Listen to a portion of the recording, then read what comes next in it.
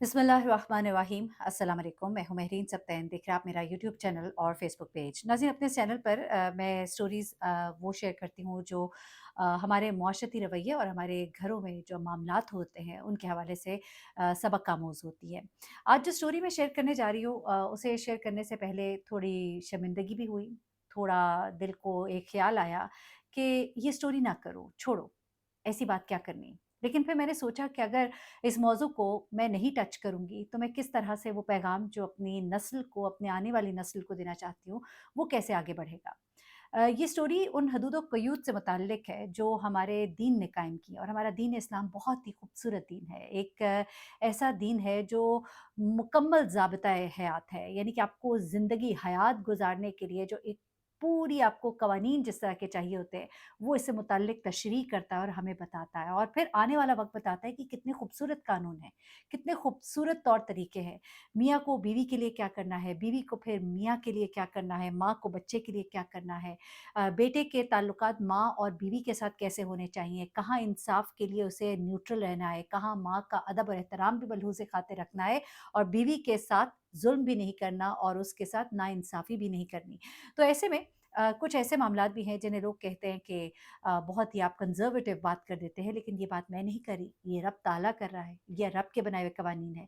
अब मामला कुछ इस तरह से है कि ये वाक़या हमारे पाकिस्तान में ही पेश आया, विहाड़ी का ये वाक़या है, और वहाँ पर ये वाक़या पेश आता है एक घर में।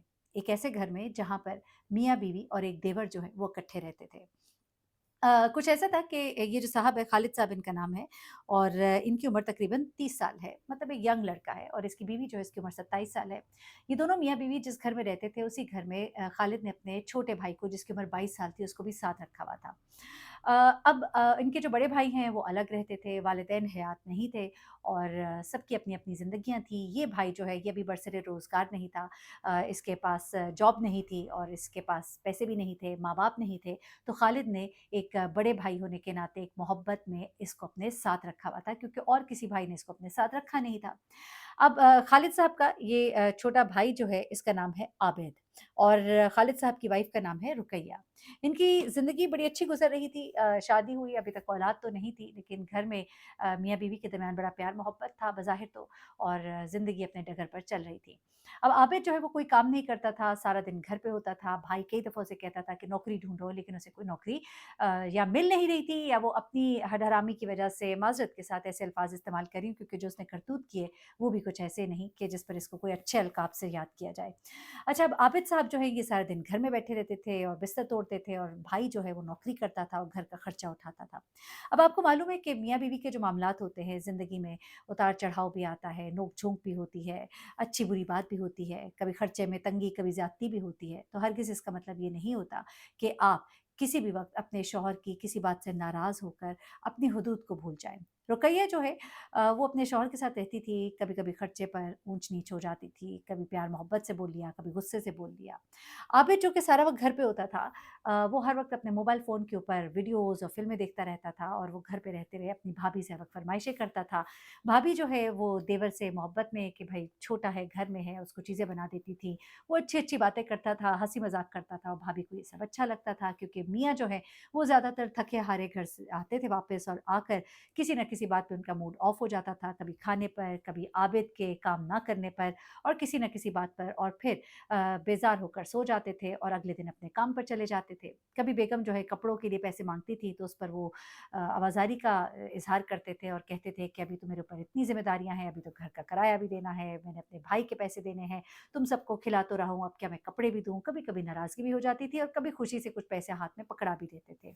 यूँ ज़िंदगी रवां-दवां थी, लेकिन आबिद जो घर में बैठा हर वक़्त ये सब कुछ देखता भी था, वो साथ ही साथ वो फ़िल्में, वो ड्रामे देखता था, जो हिंदुस्तानी फ़िल्में, कुछ पाकिस्तानी फ़िल्में, कुछ इस तरह की चीज़ें, जिनसे उसके जो खाली दिमाग कहते हैं ना, वो शैतान का घर होता है, तो वो खाली ज़हन जो था उसमें फिर खराफ़ात भी आती थी।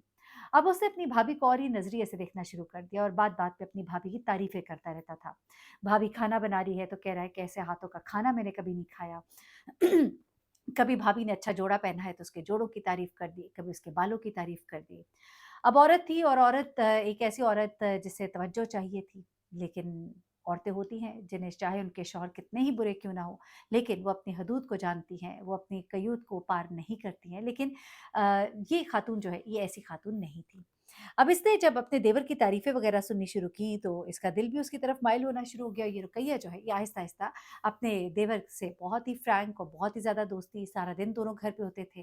यही बात कही गई है ना कि अलग रहिए, क्योंकि ये देवर और भाभी का रिश्ता या जितने भी वो रिश्ते जो गैर महरम हैं, उनके साथ आप अगर दिन-रात रह रहे हैं, तो फिर आप किस चीज़ को दावत दे रहे हैं? ये भी एक बात है, सवाल है। एनीवे अब होता क्या है, ये कहते हुए मैं ज़रूर ये कहूँगी कि बहुत घर में बहुत अच्छे, बहुत शरीफ फैमिलीज़ हैं, बड़े अच्छे से गुज़ारा करते हैं, लेकिन वहाँ पर कुछ बड़े भी मौजूद होते हैं और सारा दिन घर में रहने वाले छड़े-छांट भी नहीं होते हैं। और उसके बावजूद भी इस चीज़ को अगर अवॉइड किया जाए, तो ये सबसे बेस्ट है। एनीवे ये एक शैतान नुमा भाई था, जो घर पे मौजूद था और इसने अब भाभी की बहुत तारीफ़ें शुरू कर दी। अब वो बातों-बातों में अपनी भाभी से कहा करता था कि मुझे भी शादी करनी है। तो भाभी कहती थी कि पहले तुम नौकरी करो, तो कहता था नहीं मैं पहले शादी करूँगा, फिर नौकरी करूँगा। तो भाभी ने फिर उसे कहा कि कैसी लड़की चाहिए? तो उसने कहा बिल्कुल आप जैसी। अब उसने इशारों-इशारों में भाभी को बहुत से मैसेजेस देने शुरू कर दिए थे, जिनको वो समझना शुरू हो गई थी और आहिस्ता-आहिस्ता इनकी दोस्ती बढ़ते-बढ़ते गलत सिमत में चल पड़ी। अब शौहर जो सारा दिन घर नहीं होता था, उसे तो नहीं मालूम कि घर में क्या हो रहा है, लेकिन कहते हैं ना कि 100 दिन चोर के 1 दिन कोतवाल का। कहीं न कहीं बंदा किसी न किसी जगह पकड़ा ही जाता है। एक दिन खालिद साहब जो हैं उनकी तबीयत कुछ ठीक नहीं थी, वो ऑफ़िस से जल्दी घर आ गए। घर आए, उनके पास भी डुप्लीकेट चाबी थी। आम तौर पे तो ये घर को अंदर से बंद कर देते थे, कुंडी भी लगा देते थे, कभी ख़्याल ही नहीं आया कि वो भी आ जाएँगे। उनके आने का वक़्त एक मुकर्रर था, तो उससे घंटा पहले ही वो अपने मामलात ऐसे रखते थे कि उनको कोई शक ना हो। लेकिन उस दिन वो हाफ़ डे ही वापस आ गए, यानी अभी ऑफ़िस ही गए हैं, तो 2-3 घंटे के बाद वापस आ गए। चाबी लगाई दरवाज़े में और घर के अंदर दाखिल हुए, तो उन्हें माहौल कुछ मुख़्तलिफ़ सा लगा। कमरे से कुछ आवाज़ें आई, अब इनको भी अंदर खटाक की आवाज़ तो आ गई। कुछ अपनी हालत तो दुरुस्त कर ली, लेकिन इतनी देर में वो कमरे में दाखिल हुए, देखा कि बेगम का दुपट्टा कहीं और है, बेगम कहीं और बैठी हैं, देवर उनका कमरे में मज़े से उनके बेड पे बैठा है और दोनों के दरमियान जो तकल्लुफ़ात थे, बेतकल्लुफ़ी थी, वो उसे देखकर इंतहाई गुस्से में भी आए और एकदम से पूछा कि ये कौन-सा तरीका है? कहाँ है तुम्हारा दुपट्टा और ये क्या कर रहा है मेरे कमरे में? तो उन्होंने कहा, "अरे कोई नहीं, ये यहाँ पर आकर बैठ गया था, टीवी देख रहा था, मैं काम कर रही थी, मैं कमरे में आई, मुझे नहीं मालूम था कि ये कमरे में है।" ये कह के उन्होंने टालने की कोशिश की, लेकिन चेहरे पर हवाइयाँ उड़ रही थीं। बात को किसी हद तक कवर तो कर लिया, लेकिन उसके बाद उनके शौहर जो है, उनके ज़हन में एक शक सा बैठ गया। अब बात-बात पर वो अपने भाई को टोकना शुरू हो गए कि अपना कोई बंदोबस्त करो, कोई अपना काम करो, ये क्या सारा दिन घर पे बैठे रहते हो। बीवी को भी वो बात-बात पर टोके, बात-बात पर शक करे। अब इन दोनों को ये हो गया था यकीन कि जो उनके शौहर हैं, उनको सारी बातें पता लग गई हैं। भाई को भी ये शक हो गया था। अब वो परेशान भी थे कि घरवालों को बताएँगे। कुछ मामलात जायदाद के भी ऐसे थे कि कुछ चीज़ें ऐसी उनके भाई के पास थी कि वो भाई जो है उसको उससे महरूम भी कर सकते थे और उसके अलावा बीवी को ये डर था कि कहीं मुझे तलाक ना दे दे, इस तरह तो हम दोनों जो है बिल्कुल ही फ़ारिग हो जाएँगे। आखिरकार ये बदनीयत और बदकिरदार भाई जो है, ये इस औरत के साथ मिलकर एक प्लान बनाता है और बड़ा ही खौफ़नाक प्लान बनाता है और वो प्लान होता है इस शख्स को कत्ल करने का। ये वाक़या जो है, ये बाकायदा तौर पे खबरों में रिपोर्ट किया गया है और यहाँ पर ये शख्स जो है क्या करते हैं ये दोनों के एक दिन जब खालिद साहब घर आते हैं और इन दिनों यही बातचीत चल रही होती है कि आबिद जो है वो अपना बंदोबस्त करे और बीवी के साथ उनका रवैया सख्त से सख्त तर हो रहा होता है। बीवी को 1-2 बार वो कमरे में ये भी कह चुके थे कि तुम सही नहीं हो, मुझे मालूम है कि यहाँ क्या चल रहा है। पहले तो मैं इस आबिद को फ़ारिग करता हूँ, फिर मैं तुमसे निपटूँगा। बेगम ने ये बात जो है आबिद को बताई और उसके बाद आबिद और बेगम दोनों ने मिलकर उनके कत्ल का प्लान इस तरह से तैयार किया कि जब वो घर आए, खाना दिया, कोल्ड ड्रिंक दी, कोल्ड ड्रिंक में उन्होंने मिकदार से ज़्यादा नींद की गोलियाँ मिलाईं और उसके बाद जब वो गहरी नींद में चले गए, तो दोनों ने इनके मुँह पर तकिया रखा और उनको मौत की वादी में पहुँचा दिया। अगले दिन सबको पता लगता है कि खालिद साहब की मौत हो गई, इनके भाई आए, घर में रोना-धोना बचा, बड़ा भाई था जो इनसे भी बड़ा था खालिद से, वो आया, तो जब उन्होंने खालिद की शक्ल देखी तो उनको उनका चेहरा सूजा हुआ लगा। जब चेहरा सूजा हुआ लगा तो उन्हें शक पड़ा। अब खालिद का जो छोटा भाई है आबिद और उसकी जो बेगम है खालिद की, वो दोनों तो कहें कि नहीं इनको हार्ट अटैक आया है, इनकी तबीयत बहुत ख़राब हुई और उसके बाद इनकी मौत हो गई। लेकिन बड़े भाई को शक पड़ गया। उसने जब छोटे भाई को बुलाकर पूछा कि मुझे लगता है इसकी बीवी ने कुछ कर दिया है।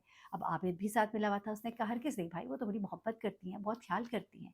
लेकिन बड़े भाई को करार नहीं आ रहा था। उन्होंने पुलिस को बुलाया, पुलिस आई, बाकायदा तौर पर जब पोस्टमार्टम हुआ तो पता लगा कि मौत गला दम घुटने के बायस हुई है।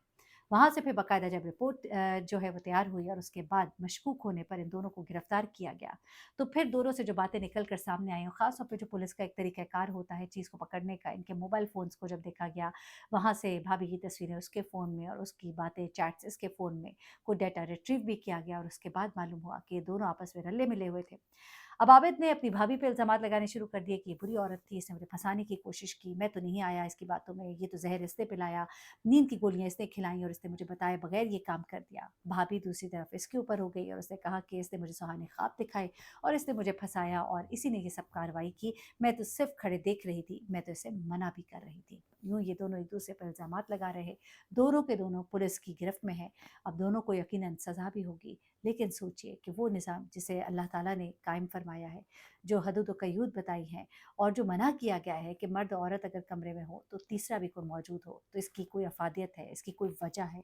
इन रूल्स और रेगुलेशंस और इन तमाम बताई हुई बातों के पीछे बड़ी हिकमत है, जिसे हम समझने से कासिर है और लिबरलिज़्म का ठप्पा लगाए जो लोग फिरते हैं, वो इस तरह की बातों पर, इस तरह की बातें समझाने वालों पर मज़ाक उड़ाते हैं, उनका मज़ाक करते हैं, उनको गलत कहते हैं। लेकिन गलत कहने से पहले सोचिए कि ये तो आपका रब कहता है। अपना बहुत ख्याल रखिएगा, दुआ में याद रखिएगा। अल्लाह हाफ़िज़।